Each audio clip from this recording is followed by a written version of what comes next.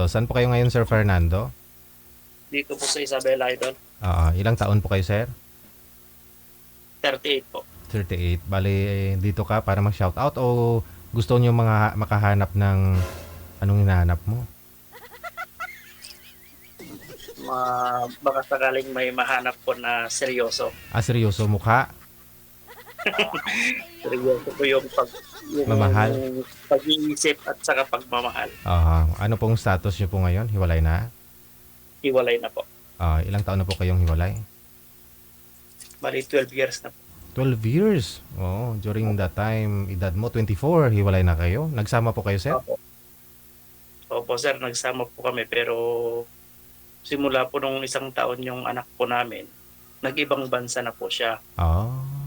Then, simula nun, nagsama siguro kami mga isang taon. Okay. After mag 1 year old po yung anak ninyo, nag-abroad na. Pagkatapos nung nasa abroad na, bigla nang nawala? Umuwi naman po pero nagsama kami ng ilang buwan lang. Bumalik na naman. Then, bumalik. Yun, may iba na siya. Iba na yung inuwian. So, mas maganda po pala talaga siguro na hindi mag-abroad, no?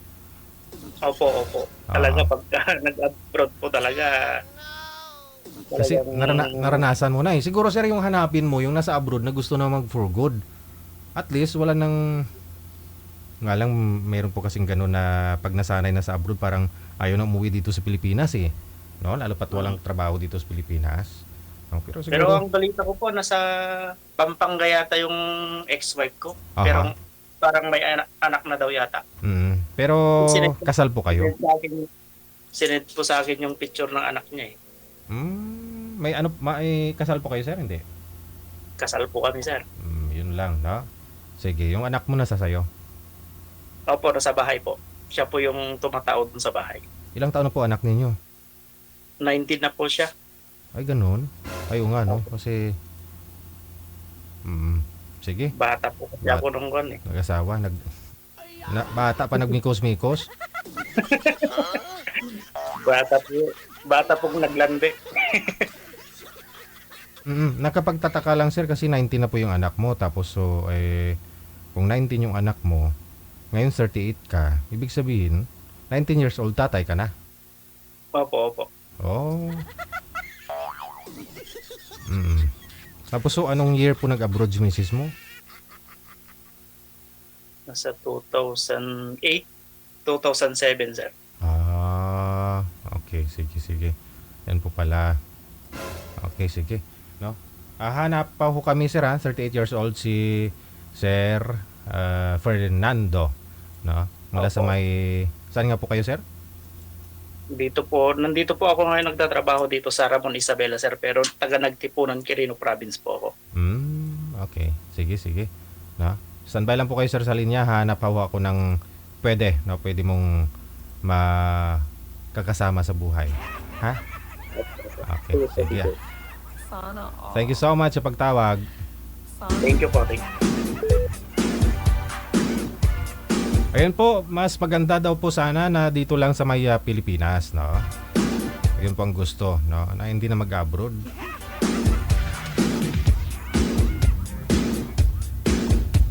Okay nga.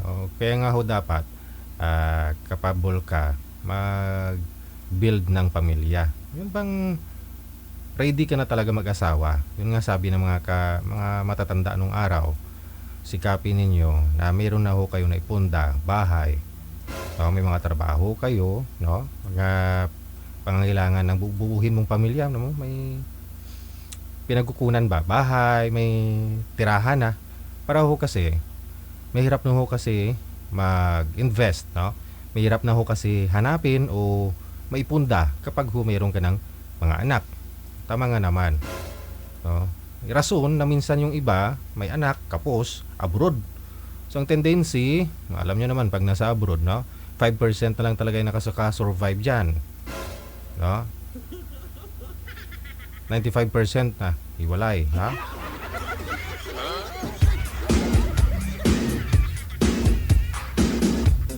So siguraduhin po ninyo na once na mag-aasawa po kayo ulit, no? Sa pangalawang pagkakataon, no? Hindi na po sa sablay. Yun bang pareho na ho kayong mabubuhay kayo kahit dito lang sa Pilipinas, na? Pero sa tingin ko sa panahon ngayon, Diyos ko Lord, magkano na yung gasolina kanina? 127.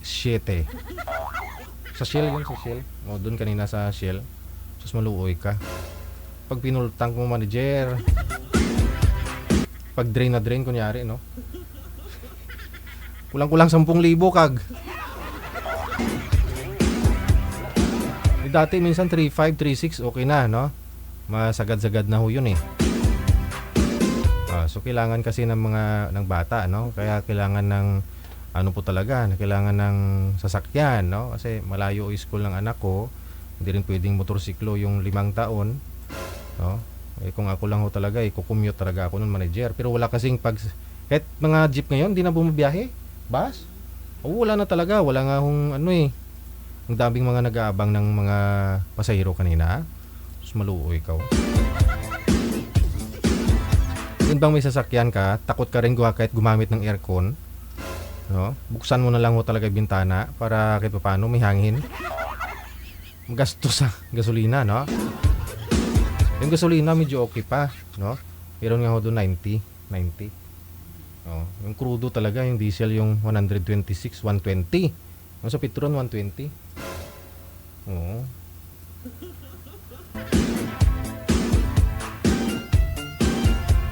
So sa panahon ngayon, sus, maluoy ka. Mahal, no? Ang gasolina, mahal lahat. Sigurado, no? Ang bigas nga ho na binibili ko, manager, dati 58 lang. 72 na. Kilo ha, 72. 72 pesos. Makaon ka daw, ginahungit mo kugling mo daw iluwa mo. Aasahan pa daw na tataas pa, no, yung mga bilihin, no. Syempre, yun po yung mga pangailangan ng tao, bigas.